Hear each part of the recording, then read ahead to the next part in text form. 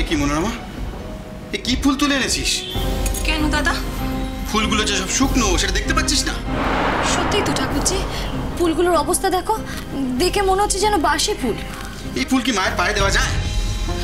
বিশ্বাস করো দাদা, ফুলগুলো ভোরবেলা আমি নিজে হাতে তুলে নিয়ে এসেছি।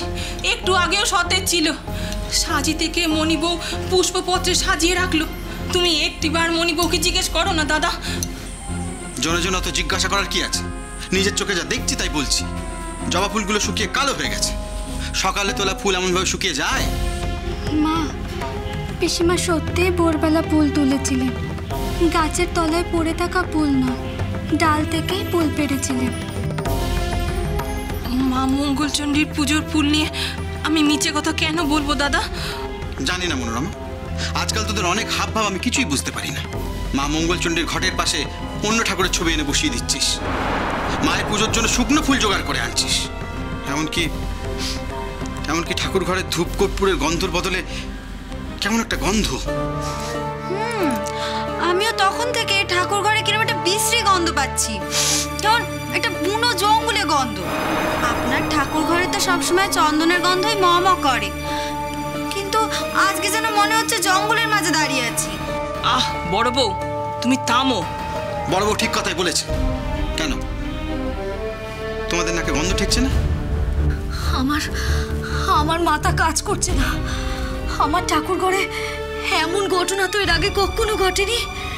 এমন কি অপরাধ করলাম যে মা এমন রুষ্ট হলেন? তোমার মণিবউকে জিজ্ঞাসা করো, সেই বাড়িতে অন্য দেবদেবীর পুজো বন্ধ করেছে তো? সত্যিই বন্ধ করেছে তো? অন্য ঠাকুরের ছবি সেসব বিদায় করেছে তো? মণিবউ, কি গো, বাবা যা জানতে চাইছেন তার উত্তর দাও। তোমার ওই আদ্যা মায়ের পুজো বন্ধ করেছো তো? হ্যাঁ। আর ওই ছবি খান বিদায় করেছো তো?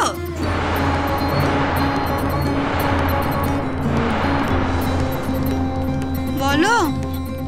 মা, মা আমাকে ক্ষমা করো।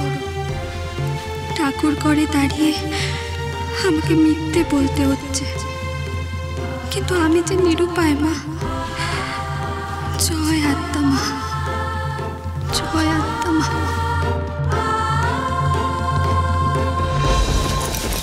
কি দাদা, তুমি উঠে পড়লে যে? ভালো করে কর্পূর দিয়ে ঘর মুছে আবার পুজোর আয়োজন কর। ধূপ চাল চন্দন গুঁড়ো ছড়া দে। আমার গৃহদেবী মা মঙ্গলচণ্ডীর পুজোয় আমি কোনো রকম খুঁত সইব না।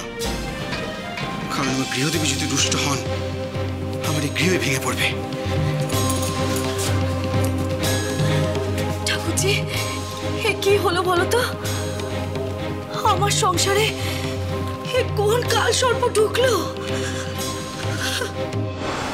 আদিশক্তি আদ্যাপি সোম থেকে শনি সন্ধ্যে ৭টায় আকাশ ৮ ও প্ল্যাটফর্ম 8-এ।